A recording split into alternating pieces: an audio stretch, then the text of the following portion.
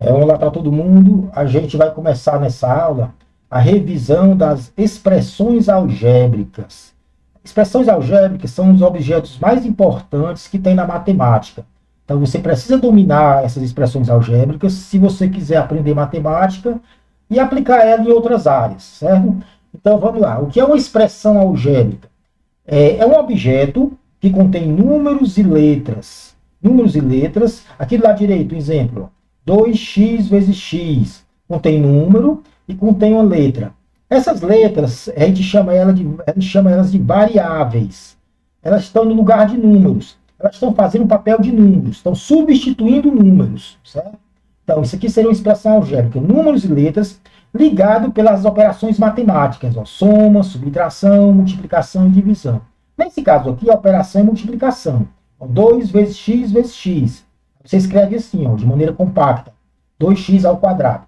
Então, se tiver números e tiver letras ligado pelas operações matemáticas, soma, subtração, multiplicação e divisão, você diz que é uma expressão algébrica. Então, isso aqui é um exemplo de uma expressão algébrica. Lembrando que as letras, elas substituem os números na expressão matemática, certo? Então, você vai ter que tratar os números e as letras usando as operações matemáticas. Quais os tipos de expressões usando as operações matemáticas, certo? Quais os tipos de expressões algébricas? Monômios. Monômio só tem um termo. Se você procurar na internet, nessas inteligências artificiais, o que é um monômio, ele vai dizer o seguinte, aqui do lado direito, é um objeto que contém um número, que é o coeficiente do monômio, contém uma letra elevada a um expoente. E esse expoente, ele é um inteiro positivo. 1, 2, 3, 4, 5 e assim vai.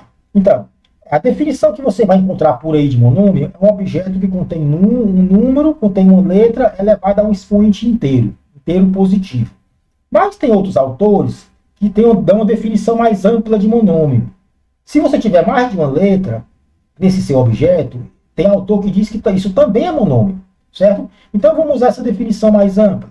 Então, monômio para a gente, basta que tenha um termo, mas ele pode conter agora mais de uma letra. Nesse caso aqui, ó, esse aqui também é um monômio, certo? Quem é o coeficiente? Quem é o número que multiplica as letras? É o -1. Você escreve de maneira compacta assim, ó, sem colocar o 1, né? Os pontos que representam a multiplicação você pode omitir, para ficar mais compacto, né? Tem mais de uma letra e o expoente inteiro, ó, 3 e 2, certo? Já outros autores aí são mais amplos ainda, mais gerais ainda. Esse expoente aqui não é necessariamente inteiro, ele pode ser um número fracionário, certo? Então vamos usar definições desses autores mais amplos. Então, esse quadrinho que eu coloquei aí, ó, você tem 3 raiz de x. Isso aqui é um monômio. Qual é o expoente desse x? O expoente dele é 1/2, certo? É 1/2, é um número fracionário. Então, para a gente que está usando a definição mais ampla de monômio, isso também é um monômio. Então, eu posso ter um expoente fracionário qualquer. Esse outro aí, ó, 2x sobre y. Qual é o expoente do y? -1. Para a gente vai ser um monômio também, certo? Então, para a gente, o que é que vai ser um monômio? Um objeto que tem um único termo, que tenha letras e números ligados pelas operações matemáticas, certo? Pode ter mais de uma letra no monômio, pode ter mais de uma letra, e esses expoentes podem ser inteiros ou podem ser fracionários, certo? Então, todos esses que estão nessa caixinha aqui, esses dois aqui, para a gente são monômios também, certo? Letras e números, e o expoente pode ser um número inteiro ou pode ser um número fracionário, ok? Polinômios. Polinômios, se tiver mais de um termo, mais de um monômio, para a gente é um polinômio. Exemplos aqui, ó. Aqui você tem 3 termos, certo? Mais de um termo. Então, isso aqui já é um polinômio. Isso aqui, 2x2 é um monômio. Esse aqui também vai ser um monômio e aqui também. Então, tem 3 termos, certo? Então, é um polinômio. Teve mais de um termo, para a gente já é um polinômio, ok? Esse aqui, ó, outro polinômio. 1, 2, 3, 4 termos. Então, isso aqui também é um polinômio. Tem mais de um termo. Ou seja, para ser polinômio, basta que seja uma soma de monômios. Pode ser 2 monômios, 3, 4, 100, 1000, certo?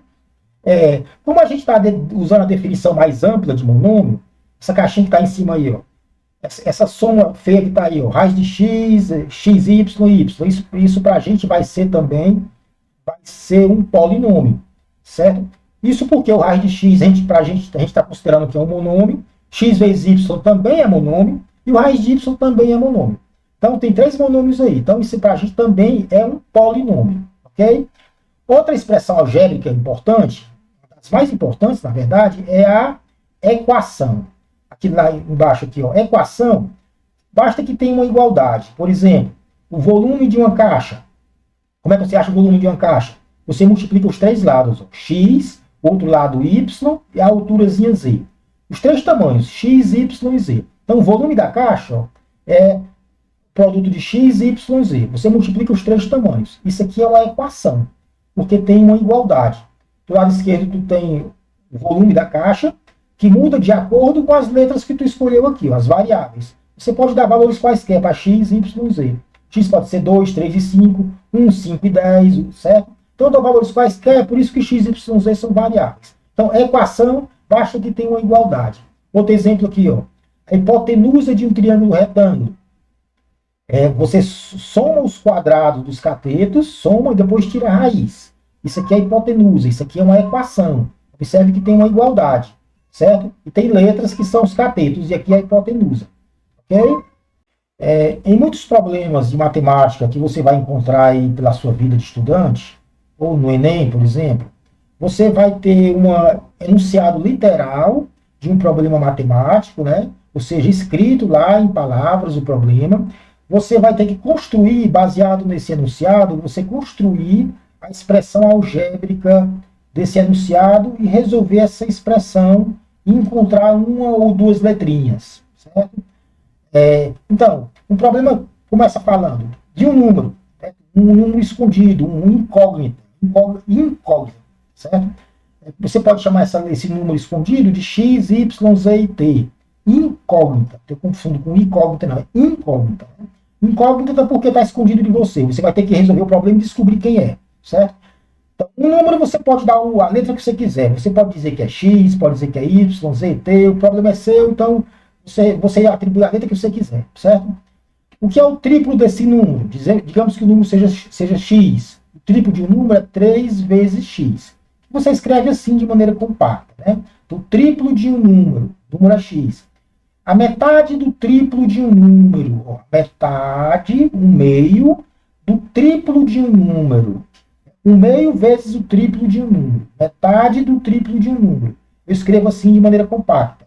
3x sobre 2. Ou seja, metade do triplo de um número. Certo? Aí solta aqui, ó. A metade do triplo de um número, mesmo anterior, a metade do triplo de um número, mais 10. Repetindo, a metade do triplo de um número mais 10. Posso escrever isso aqui de outra forma, né? A soma da metade de um triplo com 10. Dá o mesmo resultado, né? A mesma expressão. A soma da metade do triplo do número com 10. Certo? É o mesmo enunciado. É a mesma expressão. Certo? Outra aqui. A metade, um meio, da soma do triplo de um número com 10. Repetindo, a metade da soma. Não é a metade do triplo de um número, não é a metade de 10. É a metade da soma dos dois. É por isso que eu coloco esse parênteses aqui. Ó. É para dizer que essa metade aqui não é do 3x nem do 10, a metade é da soma. Então, metade da soma do triplo de um número com 10. Ou o triplo de um número mais 10. Então, metade da soma. Por isso, eu coloco parênteses para indicar que esse meio vai pegar tanto 3x como o 10. Certo? Escrevo de maneira compacta assim. Certo? Metade da soma do triplo de um número com 10. Outros. Esses outros aqui. Ó. Se você não estiver conseguindo acompanhar a ligação entre esse enunciado e a expressão algébrica, eu sugiro que você dê uma pausa no vídeo, você dê uma pausa, tente entender o enunciado, ou então volte para entender o enunciado anterior que você não entendeu. Então você pausa o vídeo e tenta entender. Vamos lá, continuando. Essa aqui, ó, a metade da soma do quadrado do triplo. Então o quadrado aqui é do triplo de um número e 10. Certo? A metade da soma. Soma de quê? Do quadrado do triplo de um número e 10. Então você soma o quadrado do triplo de um número, soma com 10 e depois tira a metade, certo? Então essa metade aqui é da soma dos dois, ó, da soma desses dois aqui. O quadrado do triplo do número com 10, ou mais 10, ok? Então, repetindo, a metade da soma do quadrado do triplo e 10, ou mais 10. Então a metade é da soma dos dois. A metade não é do quadrado do triplo e nem é só do 10. Essa metade aqui é da soma dos dois, ó, da soma dos dois, ok? Esse outro aqui, ó.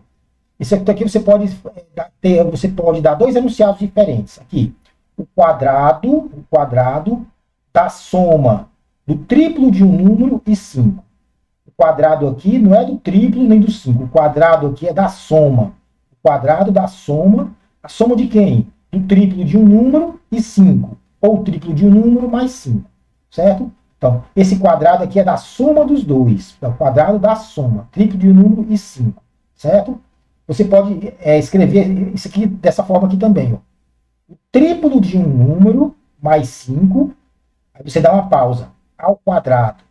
Observe que tem uma vírgulazinha aqui. Ó. Essa vírgula é para indicar uma pausa.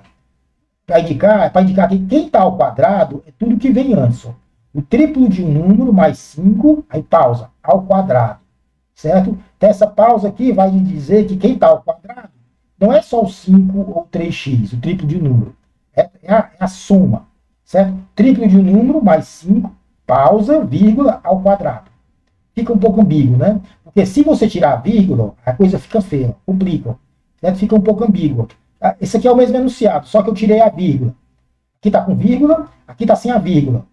O triplo de um número mais 5 ao quadrado. Observe que sem a vírgula você pode fazer confusão. Pode pensar que quem está ao quadrado é só o 5. Então, se você tirar a vírgula, você tira a pausa. O triplo de um número mais 5 ao quadrado. Aqui eu estou botando o quadrado só no 5, certo? Quando eu coloco a pausa no anterior, nesse aqui, quando eu coloco a pausa, eu estou indicando que quem está ao quadrado é o triplo mais 5. Tirando a pausa, quem fica ao quadrado é só o 5. O triplo de um número mais 5 ao quadrado. Tirei a pausa. Então fica um pouco ambíguo, né? Certo? Então, vamos ver esse outro caso aqui.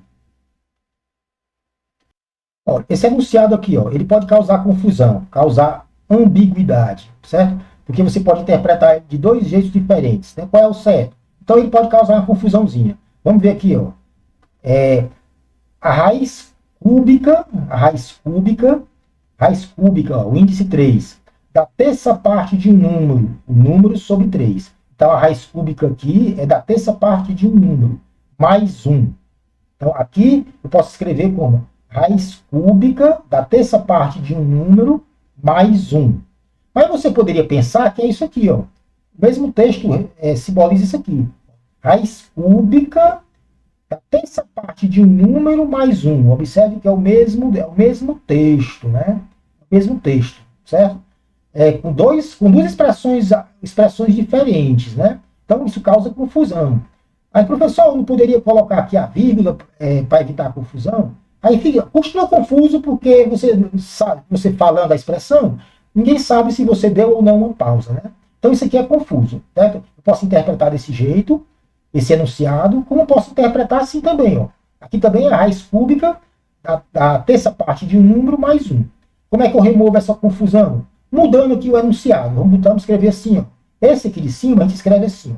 A soma da raiz cúbica da terça parte de um número e 1. Certo? Então, agora a soma de quem?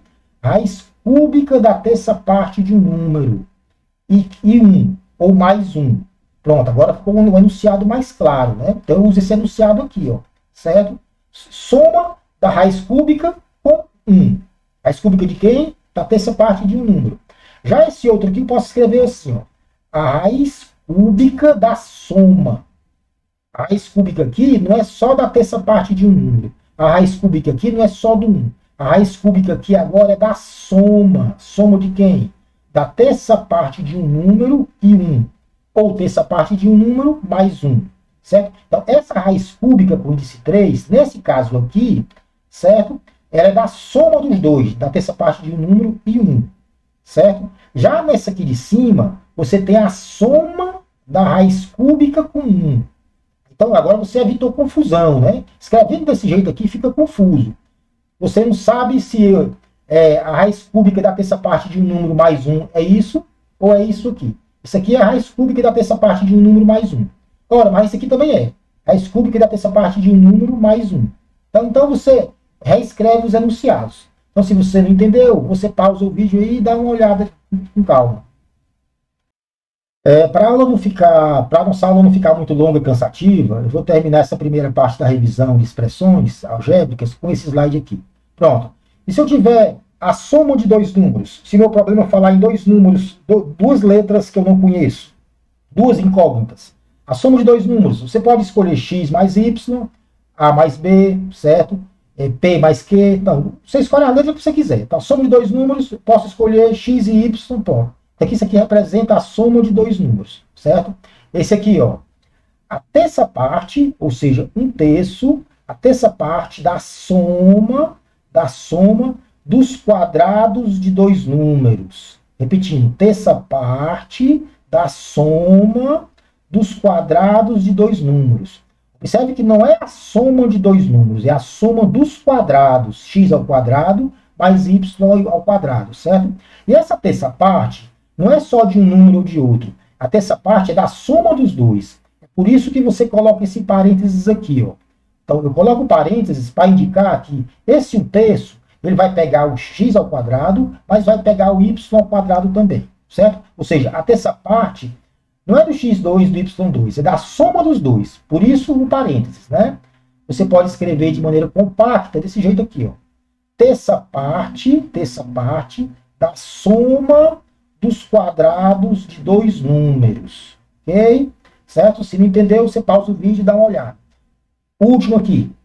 Terça parte do quadrado da soma. Agora, a terça parte é do quadrado da soma de dois números, certo? Então, você pega dois números, soma, eleva ao quadrado e pega a terça parte. Então, terça parte do quadrado da soma de dois números. Porque o parênteses, para indicar que quem está elevado ao quadrado não é só o x, é só o y. É a soma dos dois. Então, o parênteses é para você lembrar que quem está ao quadrado é a soma dos dois números, né? Terça parte do quadrado da soma de dois números. De maneira compacta, eu escrevo assim, certo? Terça parte do quadrado da soma de dois números, ok? E na próxima aula a gente continua a nossa revisão de expressões algébricas.